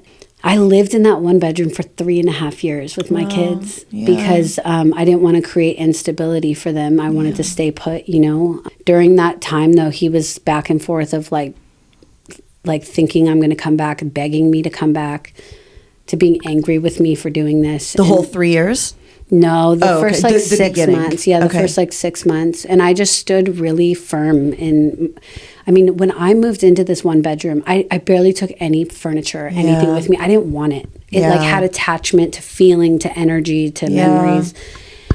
But as difficult as it was, there was such a relief. It was more relieving than it was difficult to walk through that. Yeah. And once I started to be honest about what I was coming out of, the amount of women and men actually that came forward to be like, thank you for sharing that. I've been through that. Wow. It was really empowering because it, you know, and to also get myself to a place where, you know, I would say it was about 6 months after that divorce, and that I was working in the field still and figuring things out, right? And that was when my friend, RJ, had just opened a treatment center, part of his company, and he and I were talking, and he's...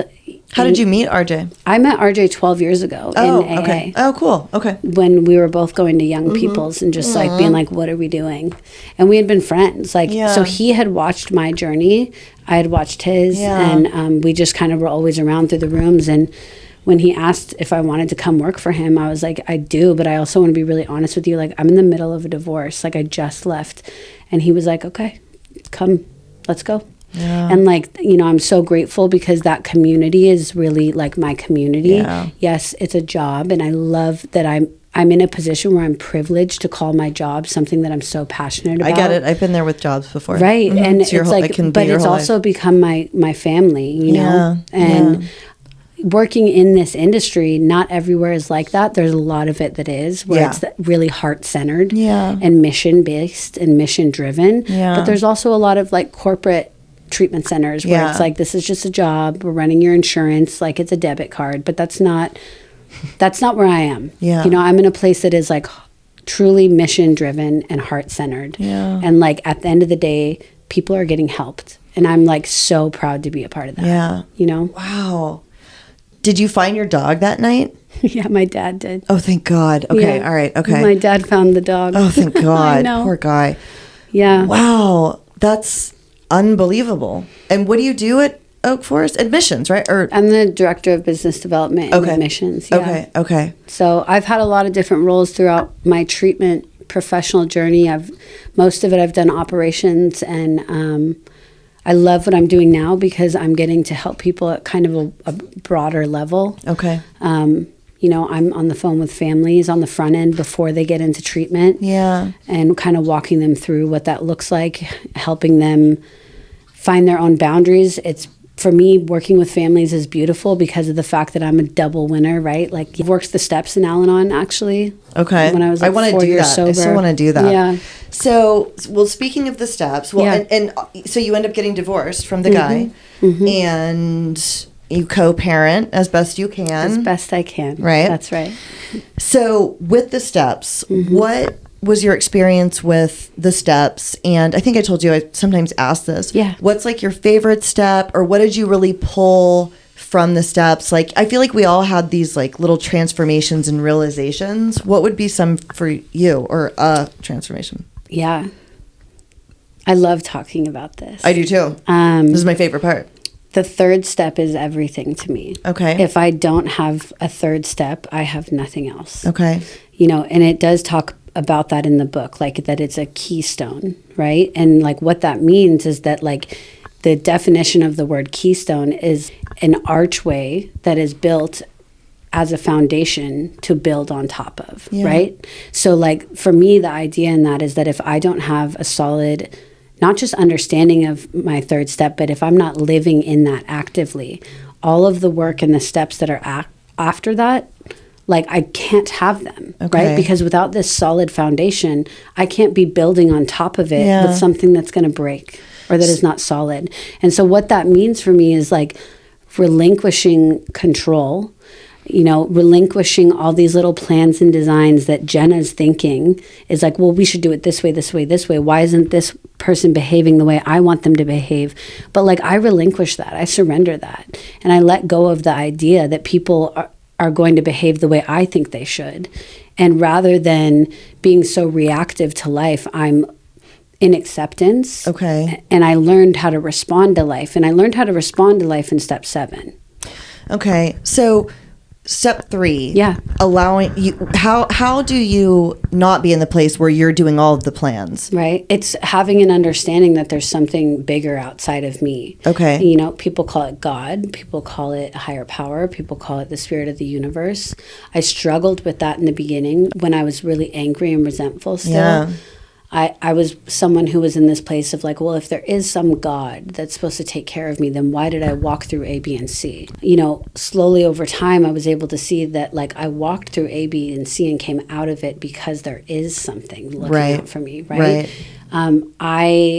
I was able to attach to this idea of a lot of things in nature in the beginning because I knew that I didn't create it, you didn't create it, and like it's beyond us, right? And so for a while, like my attachment to a higher power had to do with like the wind, because it was something I couldn't see it. You didn't create it, I didn't create it, but I could feel it. Okay, so I knew it was there. Right. Okay. And so I also attached to this idea of like love. Okay. With that, you know, looking at like what is a higher power, what does that encompass? And I, you know, when I walk into a room full of people, and I know that I'm an empath, but I also believe that like the human in all of us, like we can feel energy, right? When I walk into a room, I can feel whether there's love present or not. And it's not tangible. It's not something any of us can hold. Right. You know, I think that there are acts that we participate in, other people participate in, and when they're with love, I find that there's God in that. There's a higher power in that, right? And so I started looking at like the principles of what I would want a higher power to mean. Okay. And what that looked like for me was, and I talk about this often when I'm taking other women through the book and I'm helping them come up with their own conception of God or their own conception of a higher power. And I always ask women this. I say, what would you have needed right before your last drink? Or what would you have needed right before your last hit? Mm-hmm. And so for me, something that I know for me I needed was I needed courage. I needed forgiveness. I needed friendship. I needed love. I needed honesty, right? Yeah. Because like the opposite to all those things is the way that I was living. I was living dishonestly. Right. I was judgmental. I was ashamed. Right. I felt abandoned and neglected. So I tried to look at like, what did I need in contrary to those things? What could have helped? And so I created this conception of God in a way of principles. And so that was just how it started. Now, over 10 and a half years, it's expanded, it's grown. Right. But that was what I could understand. So in action, that looks like when you say I get out of like me managing these things, I think you said it. In action, that looks like acceptance of what happens, right? Is that how you try to practice that step in action, the third step in action? Absolutely. And like when there's something I'm ruminating on, Yeah. something that like causes distress for me, like when I become restless, irritable, and discontent, Yeah. right? I'm able to pause. I use the word pause, and I often use it like interchangeably for pray. Okay. And I do that because one, when I was struggling with the God idea, the word pause was easier for me to relate to. Okay. I feel that it's more relatable for any human who may be struggling with God. So like, how can I use language that's real, right? Yeah. So when I pause and I take a look at something of like how this other person is behaving and how that is affecting me, you know, being in acceptance is that like I have no control over other people's behaviors. Right. I found a lot of freedom in that. Totally. Being able to let go of trying to control other people, places, and things, and realizing that I could only control me and my response to these things. Yeah. For me, that took a burden off of me. Right. For this people pleaser, rescuer, fixer over here, it took a huge weight off of me to be able to say, like, I am not in control over anything other than my response to life, to people, to situations, right? So when you're ruminating, you just, like, you remind yourself, I can't actually do anything about this? Mm-hmm. Okay. It's kind of like, okay, doing step work. Like, a lot of people... like myself, which we've discussed here, have like major trauma. Some people don't, right? How do you find God in that? How do you work an active step 3 in regards to being sexually assaulted? Okay. How I work an active step 3 in that is that, you know, this person is sick. How would I meet a sick friend? It doesn't mean that I'm justifying their behavior, but I am able to let go of the weight of carrying that around by having an acknowledgement that this person is sick. I'm not in control of how to fix them. Right. All I am in control of is how I respond to it. And something that was huge for me in my healing was that I no longer wanted my life circumstances to be used in a way that I was weaponizing the world, because I did that with my addiction. Okay, explain that a little bit further. So like I weaponized my life circumstances, okay? Your assault on yourself was a weapon that you used. Yeah, because I could drink and use the way I did, because I could say, you haven't lived my life. Okay. So I weaponized it as like a justification. Against yourself, though. Correct. Right, okay. Correct. Okay. I was weaponizing like the world even in the way I behaved, right? Totally. By justifying my behavior because of my life circumstances. Right. Right? But what that did is like I was carrying the weight of the trauma, the resentment, the insecurity, the fear. It also ruins your actual life day to day. The one that you have to live in sucks. Correct. Right. But when I was able to work the steps, right? And like, so step 3 allowed me to build that foundation. And then I got into step 4, which then I looked at all these resentments. Yeah. Right. And it was like, okay, I could see my part in these things.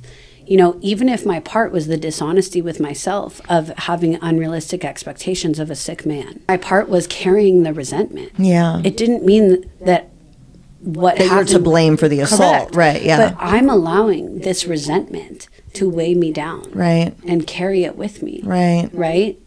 And so that's where like step 3 and like being in an acceptance of, you know, there's something bigger than me that's got this. Yeah. You know, I did the inventory. I talked about it with someone else. Step 6 and 7, though, is what changed my behavior, you know, where I was able to look at, well, what is the opposite of resentment? What is the opposite of people pleasing? What is it? Well, so when I asked my sponsor, because I was like, why is people pleasing bad? Yeah. Like, people like me. Right. And she's like, right, but do you do it to a fault, to where you will say yes to something even though you don't want to? And I'm like, yes. Right. Is that authentic? Is that honest? No. Am I meeting my needs to take care of me? No. So for me, the opposite of people pleasing is having boundaries. Okay. That was huge for me. Okay. Learning how to be able to say, hey, I'd love to help you out, but I can't do that at this time. Right. Okay. I have a lot on my plate right now. Can we schedule that for another time? Right. Right? which sounds so simple. Yeah. But it was so hard for me to do. And like, so to be in step 6 and 7 was to learn how to live in the contrary of my, what we call defects. Right. Okay. A lot of times I didn't know what the answer was. And every single time my sponsor would say, well, did you put pray? And I was like, what do you mean? And what I learned from that was, this is where I learned how to respond to life rather than react. Like each time if I was in that like restless, irritable, and discontent, right? Which when I feel that way is when my defects start to pop up and come out. And because that's how they manifest, in those defects. So whether I start lashing out, I start gossiping, I'm dishonest, I'm judgmental, whatever it is, it's all rooted from some kind of insecurity or fear within me, right? And so what if when I started to feel that way, rather than react in one of those ways, I just like paused for a minute. And that was huge for me, to learn that I didn't have to do something immediately as a reaction to my feelings or my discomfort. And so I learned to pause, and sometimes that pause looked solo.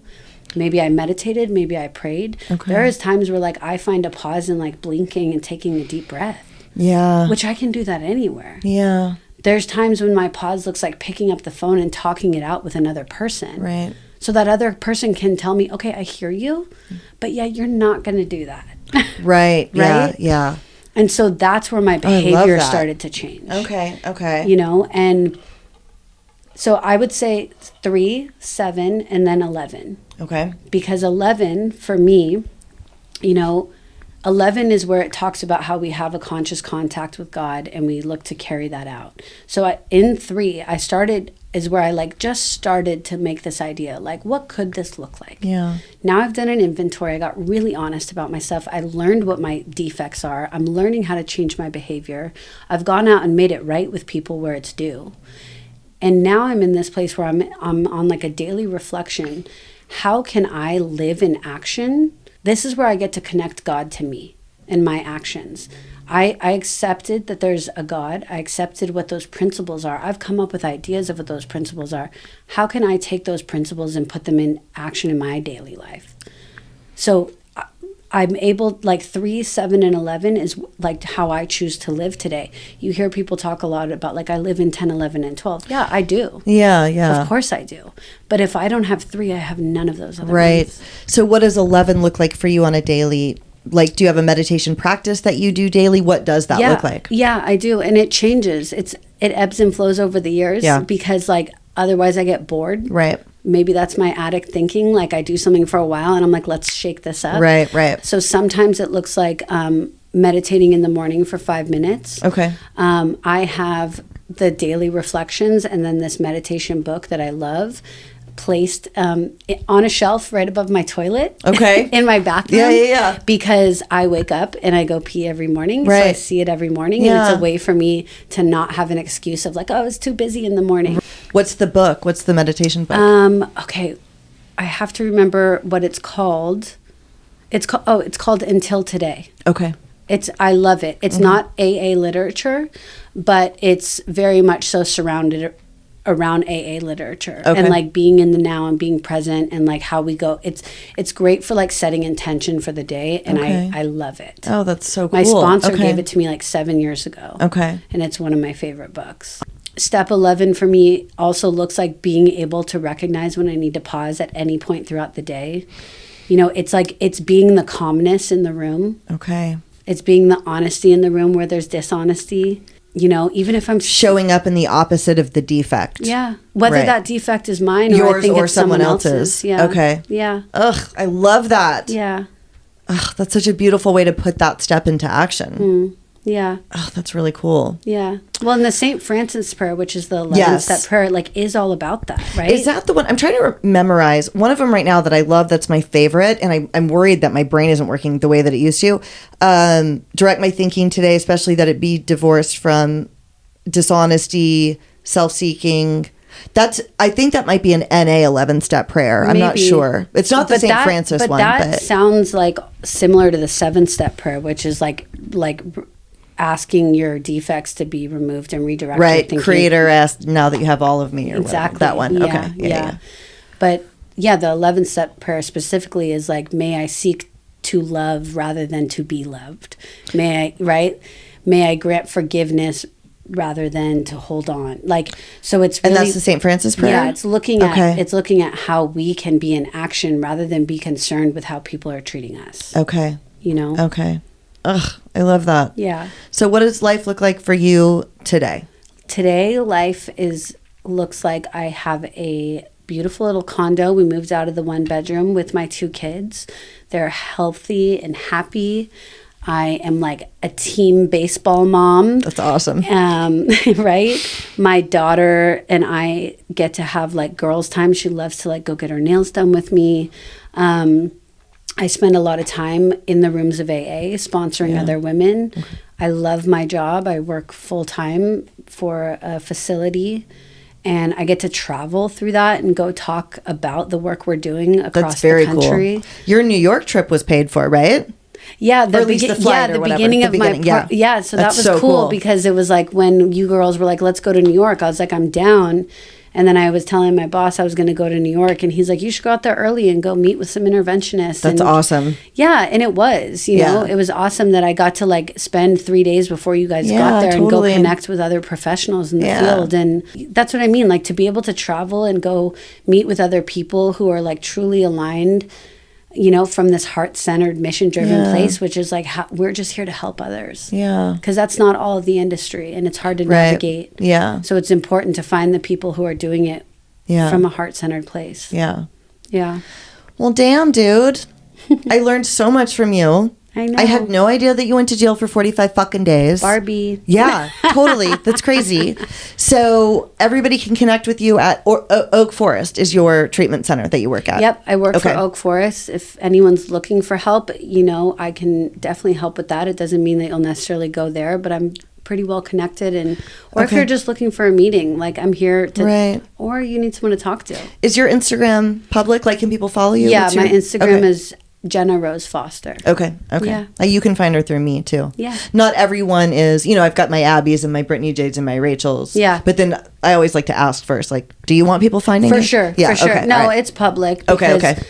My thing is, like, my priority in life today, I tell everyone, is my recovery, my children, and my career. Yeah. But in that recovery, it's like, if I can be helpful to anyone, like, my door is open. Yeah. My inbox is open. Yeah. My arms are open. And, like, that's where everything is rooted for me, is being of service, especially to women. Yeah. And if it's not just about recovery, if it's about going through, you know, domestic violence or other things like that, and you're not sure who to talk to or what to do next, or, you know, I'm here. So though you didn't drink or use during that time, and no one knew, was your program maintenance enough to keep you from, I mean, it had to have been because no one knew what was going on. For a little bit, but I pulled away as well. Oh, you did? And I isolated myself, and it was miserable. Okay. Like, I've been miserable in sobriety 100%. Yeah.